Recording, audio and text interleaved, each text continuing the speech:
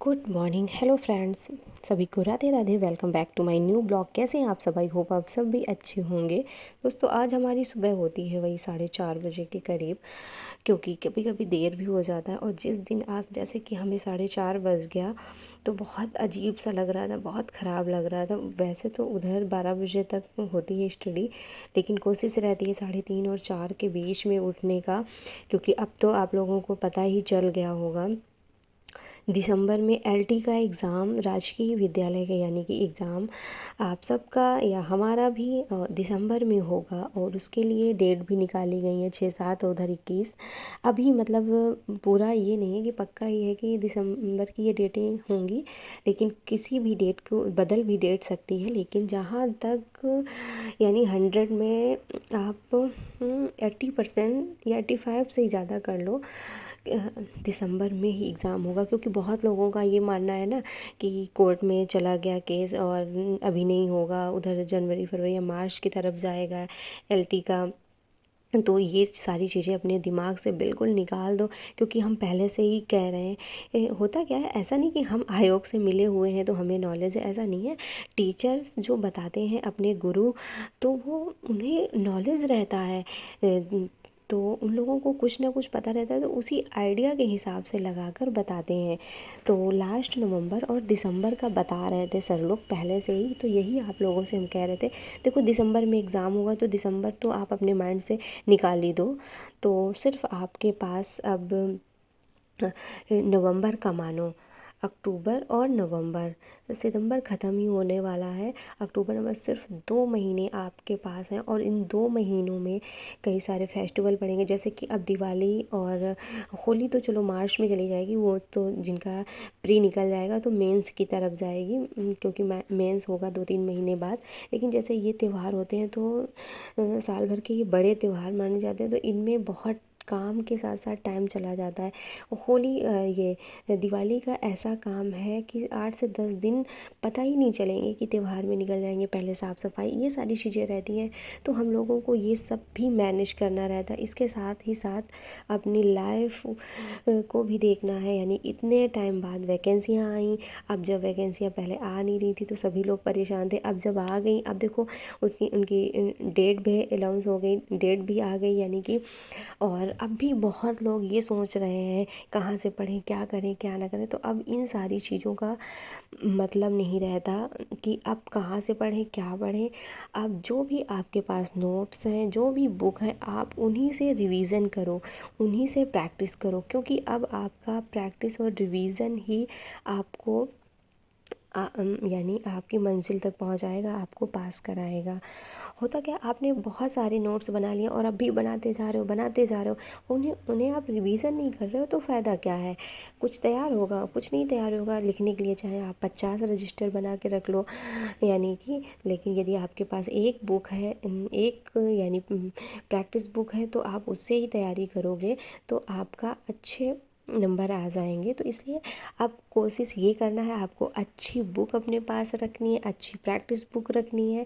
और जैसे कि यूट्यूब चैनल से आप प्रैक्टिस कर रहे हो, मॉक टेस्ट वगैरह लगा रहे हो, तो चुने हुए चैनलों को मतलब अपना डिसाइड कर लो, अपना सोच लो कि यहाँ यहाँ से हमें करना है। बस उन्हीं चैनलों को देखो, सर्च करो और उन्हीं पे एमसीक्यूज़ हो या फिर मॉक टेस्ट वगैरह जैसा कुछ हो, वही चीज़ें फॉलो करो, तभी आपको आगे की सफलता दिलाएंगी। और अब टाइम बहुत कम बचा हुआ है, ये 2 महीने कितनी जल्दी निकल जाएंगे पता ही नहीं चलेगा। और इधर आज तो 20 है, अभी 10 दिन इधर है, लेकिन वही हमने बताया ना कि त्यौहार में चले जाएंगे और इधर संडे वगैरह हो जाता, कभी कोई आ गया, यानी इस तरह से काफ़ी चीज़ें हो जाती हैं। तो अब सिर्फ अपने माइंड में ये रखो कि हमारे पास 2 महीने हैं, इससे ज़्यादा 2 महीने से ज़्यादा नहीं है। अब हम जितना अपना पढ़ाई पे ध्यान देंगे, जितना हम अपना रिवीज़न और प्रैक्टिस करेंगे, वही हमारे लिए सही है। और यार, सभी लोग इसीलिए मेहनत कर रहे हैं कि कहीं ना कहीं हम सफलता मिले। और आप लोग भी खूब सारा मेहनत करिएगा, ये मत सोचिएगा वैकेंसी कम है, सीट कम है, कैसे होगा, क्या होगा, वो सारी चीज़ें समय पे छोड़ दो, क्योंकि और भी वैकेंसियाँ आ रही हैं। क्यों आप लोग देख ही रहे हो कि इधर राजस्थान की आई थी, वो भी भर गई हैं। तो ये सारी चीज़ें हैं। और तो आप अपनी तैयारी करते रहिएगा, नहीं तो फिर बाद में पछताने के अलावा पता है कुछ नहीं बचता। फिर ये रहता है कि लो यार पढ़ लिए होते तो मतलब आज हमें ये सारी चीज़ें फेस ना करनी पड़ती। और काम तो देखो, कोई जो घर के काम है वो तो कम होने वाले नहीं हैं, उन्हें तो आपको करना ही करना है। वो आप रो के करो या हंस के करो या गा के करो, जैसे मैनेज कर पाओ वो करने ही है। आप सोचो कि हमारे पास काम है, हम ये नहीं कर पाएंगे इसलिए हम पढ़ाई नहीं कर पाते, तो जब ये चीज़ें आप सोचने में टाइम अपना बर्बाद कर दोगी कि हम हाउस वाइफ है, हाउस वाइफ है। और जैसे कि कल लाइव आए तो कई यही कमेंट आते ज़्यादातर, हम दीदी हाउस वाइफ है, नहीं पढ़ाई हो पाती।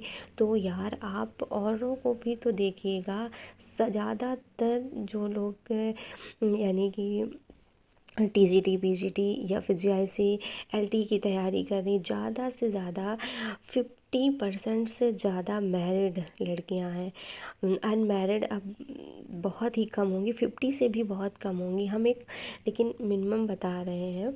तो इसलिए आप ये अपने माइंड से निकाल दो कि हम हाउस वाइफ हैं तो कुछ कर नहीं सकते, क्योंकि कहीं ना कहीं ये आपके माइंड को बर्बाद कर रहा है।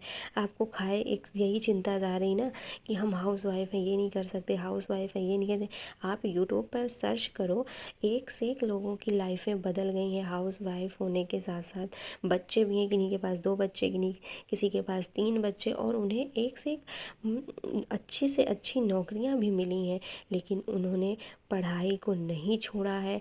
और ये सारी चीज़ें अपने माइंड में कभी मत लाओ, पॉजिटिव रहो, अच्छा सोचो। और कोशिश यही करो कि अब 2 महीने दुनिया में क्या हो रहा है क्या नहीं हो रहा है हमें ज़्यादा मतलब नहीं रखना है, और मतलब रखना है अपनी किताबों से। और जितना आप पढ़ लोगे उतना ही आप लोगों के लिए सही रहेगा। और जब आपका पढ़ने में मन ना लगे तो मोटिवेशन वीडियोस देखा करिएगा, लोगों की जर्नी देखो। ऐसा नहीं है जिन लोगों ने नौकरियां पाई हैं उन्हें इतनी जल्दी नहीं हासिल हुई है, उन्होंने भी बहुत संघर्ष किया है। फैमिली हो या फिर बच्चे हों, सबको लेके चली हैं लेडीज़ें। और क्योंकि एक लेडीज़ों में ईश्वर ने कहीं ना कहीं इतनी शक्ति दी है हम लोगों को कि हम लोग सब कुछ कर सकते हैं, बस हमें घबराना नहीं है। और बीच में काम को छोड़ना नहीं है, करते जाना है। जितना भी आप यदि कोशिश करोगी तो 4 से 5 घंटे तो यार आप निकाल ही सकती हो। ऐसा नहीं है आप वो टाइम ज़माना चला गया कि आप सारा सारा दिन काम में लगी रहती हो। देखो आज के टाइम पे गैस वगैरह में खाना बनता है, जल्दी बन जाता है। यदि करो तो आपका टाइम से काम हो जाएगा, ना करो तो धीरे धीरे। बहुत लोगों का ये रहता है, थोड़ा सा काम किया फिर बैठ गई, फिर मोबाइल चलाने लगी, फिर काम किया फिर बैठ गई, फिर किसी से बात करने लगी, फिर कुछ करने लगी। तो ये सारी चीज़ें नहीं करना है। यदि आप पढ़ाई करनी है तो फिर यदि खाना बना रही हो तो तुरंत झटपट बना के रखो। अब बहुत लोगों के घर का ये होता है ना कि इतनी जल्दी क्यों बनाना, ये क्या करना, वो क्या करना, ये सारी चीज़ें। तो कुछ टाइम के लिए घर में भी बता दो कि नहीं भाई अब हम जितना कर रहे हैं अपने हिसाब से हमको मैनेज करने दो। 2 महीनों के लिए हमें मतलब थोड़ा सा हमें रिलैक्स ये करो। हम काम ज़रूर करेंगे, ऐसा नहीं कि हम काम छोड़ देंगे, हम काम आपके सभी करेंगे, लेकिन हम अपने हिसाब से करेंगे, जिस हिसाब से हमें टाइम मिलेगा। तो कुछ सारी चीज़ें हैं जो अपने अकॉर्डिंग भी करो। और ये हम कभी नहीं कहते कि आप काम को छोड़ो या लड़ाई झगड़ा करो, ये बिल्कुल नहीं करना है। क्योंकि कहीं ना कहीं ये शादी भाई की गई है तो कोई किसी ने हमें ज़बरदस्ती थोड़ी बंधन में बांध दिया, हम लोगों ने स्वयं की या फिर यानी कि घर वालों ने की, तो कुछ सोच समझ के ही की होगी। और फिर अब हो गई है तो उसको तो ऐसा तो नहीं कि हम बीच में छोड़ दें। तो इसलिए ये सारी चीज़ें बिल्कुल भी ना सोचो। जो भी टाइम है आपके पास, मूवीज़ सीरियल इन सारी चीज़ों में टाइम मत बर्बाद करो, सिर्फ अपने काम पे ध्यान दो। तो फिर मिलते हैं अगले ब्लॉग के साथ, तब तक के लिए bye bye, thank you, take care. आप सब अपना ख्याल रखिए।